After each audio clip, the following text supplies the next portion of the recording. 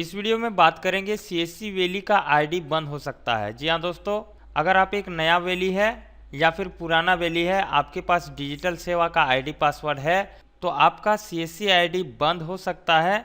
ऐसे ही कुछ कारण है जो कि आप सीएससी आईडी लेकर कुछ काम नहीं करते हैं, कुछ सर्विसेज में काम नहीं करते हैं, तो आपका सीएससी आईडी बंद हो सकता है। अगर कोई वैली यानी अगर नया वैली हो या फिर पुराना वैली हो, दोनों वैली का आईडी बंद हो सकता है और किन कारण से बंद हो सकता है इसके बारे में आपको जानकारी मिलेगा। तो आपका सीएससी आईडी दो कारणों से बंद हो सकता है। एक तो अगर कोई काम अगर आप नहीं करते हैं सीएससी का तो बंद हो सकता है। दूसरा, अगर आप सीएससी का काम करते हैं तो भी बंद हो सकता है। इन दोनों कामों के बारे में आप लोग को दिखाएंगे। तो आइए जानते हैं कि वो कौन से दो काम हैं जो अगर सीएससी वैली करता है या नहीं करता है तो उसका सीएससी आईडी बंद हो जाएगा।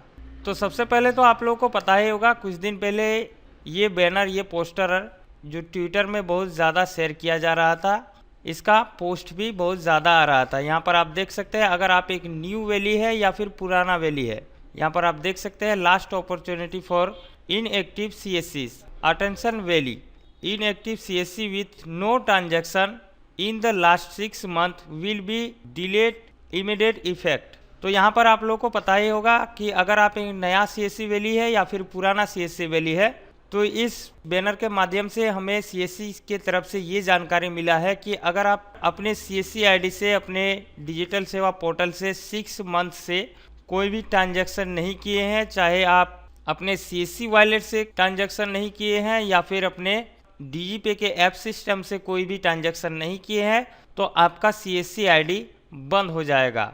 यहाँ पर आपको लास्ट अपॉर्चुनिटी दिया जा रहा है कि आप अपने सीएससी आईडी को बनाए रखने के लिए, बचाए रखने के लिए कम से कम महीने में 2 से 3 ट्रांजैक्शन करके रखिए, तभी जाकर आपका सीएससी आईडी एक्टिवेट रहेगा।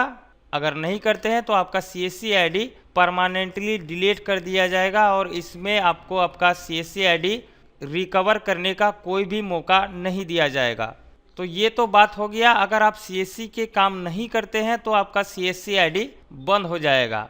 दूसरा बात करते हैं, नीचे यहाँ पर आप देख सकते हैं कि अगर आप कोई भी सीएससी का काम करते हैं या फिर सीएससी के नाम लेकर कोई भी व्यक्ति कोई काम करता है और उसमें ठगबाजी जैसे काम करते हैं, अगर सीएससी आईडी देने का कोई दावा करता है कि हम सीएससी के आईडी 1 सप्ताह में 2-3 दिन में आपको प्रोवाइड कर देंगे, आप हमको इतना पैसा दीजिए, ऐसा अगर कोई काम करता है तो उसके ऊपर तो कार्रवाई होगा ही होगा, कंप्लेन होगा ही होगा। यहाँ पर आप देख सकते हैं ऐसे ही कुछ काम करने वाले 2 व्यक्तियों के ऊपर कंप्लेन दर्ज किया गया है और उसका नाम भी यहाँ पर दिया गया है। इस बैनर के माध्यम से आप जानकारी ले सकते हैं। साथ ही आपको बता दूं, बहुत सारे ऐसे सीएससी वैली है जो सीएससी के बहुत सारे काम खुद से कर देते हैं दूसरों के लिए और उनमें कुछ काम करने का ही पैसा लेता है, ऐसा नहीं है कि कुछ ज़्यादा पैसा लेता है।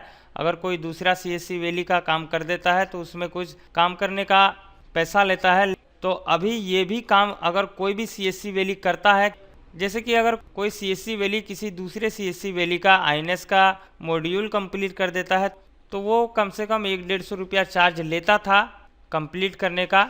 साथ ही में बहुत सारे ऐसे वैली थे जो दूसरे के लिए टीएससी रजिस्ट्रेशन कर देते थे, लेकिन टीएससी रजिस्ट्रेशन में लगभग 100-150, 70-75 रुपया जो लगता था, साथ ही उसमें 100-150 रुपया 200 रुपया ज़्यादा ले लेता था रजिस्ट्रेशन करने के लिए, क्योंकि वो खटेगा तो इसके लिए ज़्यादा पैसा ले रहा था।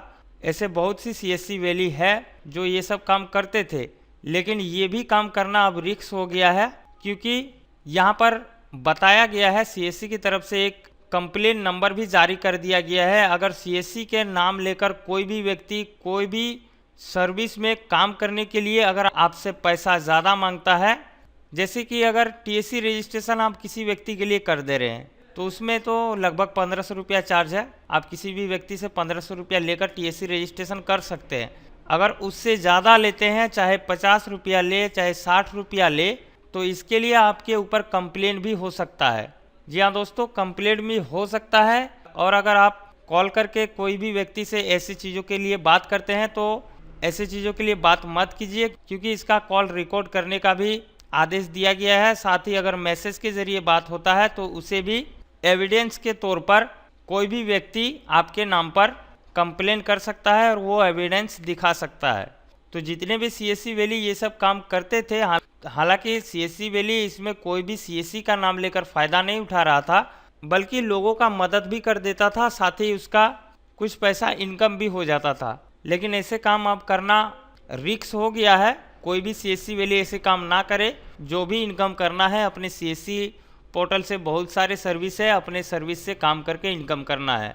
अगर ऐसे काम करते हुए कोई भी सीएससी वैली पकड़ा जाए, किसी भी सीएससी वैली के ऊपर कंप्लेन आ जाए, तो उसका सीएससी आईडी बंद कर दिया जा सकता है, साथ ही परमानेंटली डिलीट भी कर दिया जा सकता है। तो इस छोटी सी वीडियो में बस यही एक बड़ी सी जानकारी थी। अगर वीडियो पसंद आए तो वीडियो को लाइक करें।